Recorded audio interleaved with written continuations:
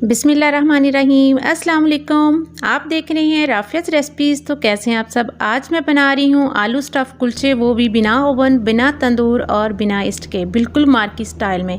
बहुत ही फूले फूले जालीदार कुलचे तैयार होंगे। आपने ये रेसिपी फुल वॉच करनी है और स्किप बिल्कुल भी नहीं करना, ताकि तमाम टिप्स एंड ट्रिक्स आपको समझ में आ जाएं। और अगर चैनल पर नए हैं तो चैनल को सब्सक्राइब कर लें और बेल आइकन को प्रेस कर लें। तो आइए वीडियो स्टार्ट करते हैं। और यहाँ पे आपने ले लेनी है एक परात, बर्तन आपने थोड़ा खुला लेना है। और यहाँ पे मैंने 2 कप मैदा ले लिया है। और अब उसमें डालेंगे 1 टेबल स्पून बेकिंग पाउडर और हाफ़ टी स्पून आपने इसमें नमक ऐड कर देना है। और हाफ़ टी स्पून आपने इसमें चीनी पिसी हुई डाल देनी है। और हाफ़ कप मैंने दही ले लिया है। दही आपका रूम टेम्परेचर पे होना चाहिए, फ्रिज वाला ठंडा दही नहीं लेना। मैंने आधा कप इसमें दही ऐड कर दिया है। अब इसमें 2 टेबल स्पून आपने कुकिंग ऑयल ले लेना है। अब आपने इसको अच्छे से मिक्स कर लेना है। और इस तरह आपने जितनी भी दही है इसमें अच्छी तरह मिक्स कर लें। और जितना रिक्वायर होगा पानी फिर हम इसमें ऐड करेंगे। पानी मैंने थोड़ा सा नीम गर्म लिया है, ताकि ये जो हमने इसमें बेकिंग पाउडर डाला है ना, वो इसमें एक्टिव हो जाए और हमारे ये कुलचे जो है ना फूले फूले से बने। क्योंकि हमने ईस्ट तो इसमें डाला नहीं। और इस तरह आपने हथेली की हेल्प से इसको अच्छी तरह प्रेस करते हुए आटे को गूंद लेना है। जितना आपका आटा अच्छा गूंदा होगा उतना ही आपका कुलचा बहुत ही सॉफ्ट और लचकदार सा बनेगा। आटा आपने इस तरह अपनी हथेली से प्रेस करते हुए गूंद लेना है। 7 से 8 मिनट लगेंगे आटे को अच्छी तरह आपने गूंदना। इस तरह देखें, खींचने से ये टूटेगा नहीं, इसमें बहुत ज़्यादा लचक आ जाए, इस तरह का आपने आटा अच्छे से गूंद लेना है। ये देखें, ना ही ये ज़्यादा सॉफ्ट है और ना ही हार्ड।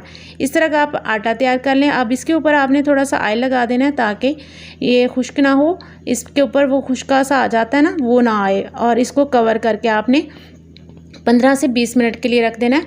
यहाँ पे मैंने 4 मीडियम साइज़ के आलू ले लिए थे और इनको बॉयल करके अच्छी तरह ठंडा कर लिया था। अब मैशर की हेल्प से थोड़ा सा इनको मैश कर लें। अब इनमें मसाले जाएंगे। हाफ़ टी स्पून काली मिर्च का पाउडर है, हाफ़ टी स्पून ज़ीरा पाउडर है, हाफ़ टी स्पून कुटी हुई लाल मिर्च है, हाफ़ टी स्पून पिसी हुई लाल मिर्च है, हाफ़ टी स्पून हल्दी पाउडर है और हाफ़ टी स्पून कुटा हुआ धनिया पाउडर है और हाफ़ टी स्पून इसमें नारदाना पाउडर है और हाफ़ टी स्पून मैंने इसमें नमक डाला है और हाफ़ टी स्पून ही मैंने इसमें चाट मसाला ऐड कर दिया है।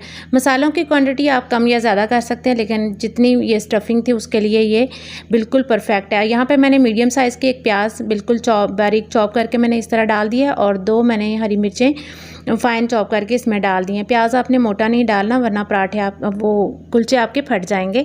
और यहाँ पे मैंने 4 से 5 टेबल स्पून हरा धनिया ले लिया था। धनिया आपने थोड़ा ज़्यादा लेना है, इसका बहुत ही अच्छा टेस्ट आता है इसमें। यहाँ पे आटा भी हमारा जो है ना काफ़ी अच्छी तरह सेट हो चुका है। 15 से 20 मिनट मैंने इसको रेस्ट पे रखा था और एक बार इसको दोबारा से इस तरह मसल लेंगे। और अब इसके हम छोटे छोटे पेड़े बना लेंगे। इस तरह इक्वली हम इस तरह काट के रख लेंगे, ताकि तमाम बराबर साइज़ में बने। ये तकरीबन मैंने 7 जो है ना 2 कप मैदे से मैंने 7 इसके कुलचे बनाने हैं। अगर आप इनके साइज़ थोड़ा बड़ा बनाना चाहते हैं तो आप 4 बना लें। मैं थोड़े छोटे बना रही हूँ। ये देखें, इस तरह मैंने ये पेड़े बना के रख लिए हैं। अब इनको थोड़ा कवर करके रख लें ताकि ये खुश्क ना हो। अब एक पेड़ा उठाएंगे और इसको मैदे में इस तरह डिप करते हुए आपने छोटी सी इसकी रोटी बेल लेनी है। अब इसके दरमियान में आपने आलू की जो हमने स्टफिंग बनाई है ना, वो आपने ऐड कर देनी है इस तरह 1 टेबल स्पून भर के। अब आपने करना ये है, इसके किनारों पे चाहे तो आप पानी लगा लें या ऐसे भी आप इसको कर सकते हैं। आप एक अंगूठे से आप इसको नीचे प्रेस करते जाएं मसाले को, और दूसरे हाथ से आप इस तरह फोल्ड करते जाएं। ये मैंने बहुत ही स्लो यहाँ पे वीडियो चलाई है ताकि आपको अच्छे से समझ आ जाए। और ऊपर से थोड़ा सा इसको फोल्ड करते हुए आपने प्रेस कर देना है। ये हमारा पेड़ा तैयार हो गया। अब एक और मैं आपको बताती हूँ, इस तरीके से आपने करना है। बहुत ही अच्छी तरह आपने इसको सील कर लेना, ताकि इसमें से स्टफिंग जो है ना बाहर ना आए पकाते हुए। इस तरह मैंने ये बना लिए थे। अब आपने तवा ले लेना है, कोई भी ले लें, लोहे का या नॉन स्टिक। मैंने यहाँ पे तवा ले लिया और इसको मीडियम हीट पे प्रीहीट कर लेंगे। और अब मैं पेड़े को दोबारा से इसका कुलचा तैयार करते हैं। अब आपने एक ले लेना है बेलन और उसके हेल्प से पहले हाथों से थोड़ा सा आप प्रेस करते हुए इसको फैला लें। फिर आपने सॉफ्ट हैंड से इसको ऊपर से चलाना है बेलन को, बहुत प्रेस करते हुए नहीं, वरना आपका ये कुलचा फूलेगा नहीं। इस तरह इतनी साइज़ का मैं बना रही हूँ, बहुत बड़ा नहीं आपने बनाना और इसको बहुत पतला भी नहीं करना, क्योंकि मार्केट में आपने देखा ना थोड़े से मोटे होते हैं कुलचे। तो आपने इसके ऊपर पानी लगा के अब थोड़े से आपने इसमें कलवंजी ऐड कर देनी है और थोड़े से मैंने सफ़ेद तिल लगाए हैं और ऊपर थोड़ा सा हरा धनिया मैंने काट के बारीक डाल दिया। अब थोड़ा सा बेलन से इसको प्रेस कर लें ताकि ये उतरे नहीं। और अब आपने तवे पे थोड़ा सा पानी के छींटे डालने हैं और फ़ौरन से इसके ऊपर आपने ढक्कन दे देना है। जो इससे स्टीम जनरेट होगी ना, उसी से आपका कुलचा जो है ना वो फूलेगा। इस तरह मैंने इसको 2 से 3 मिनट एक साइड पे पकाया था। ये देखें कितना अच्छा हमारा कुलचा जो है ना वो फूल रहा है और बहुत ही आसान है पकाना। इस तरह ना ही आपको तवे को उल्टा करके सेकना पड़ेगा, ना ही आपको पतीले की उल्टी साइड पे इसको लगा के पकाना पड़ेगा।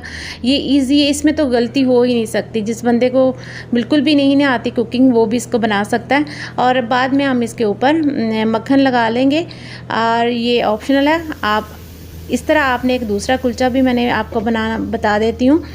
इस तरह आपने एक साइड से 2 मिनट के लिए रखना है। ये देखें थोड़ा थोड़ा सा आपको लग रहा होगा कि इसकी इस तरह की कंडीशन हो जाए तो आपने इसकी साइड चेंज कर देनी है। अब दूसरी साइड से भी आपने 1 मिनट के लिए पका लेना है। ये देखें इस तरह जब इस तरह का हो जाए, अगर आप चाहें तो इसके ऊपर वाली साइड पे तवे के ऊपर ही आप मक्खन लगा के इसको पका सकते हैं। इस तरह भी बहुत ही टेस्टी ये बनता है। ये आपकी अपनी चॉइस है कि आप बाद में इस पर बटर लगाएं या पहले।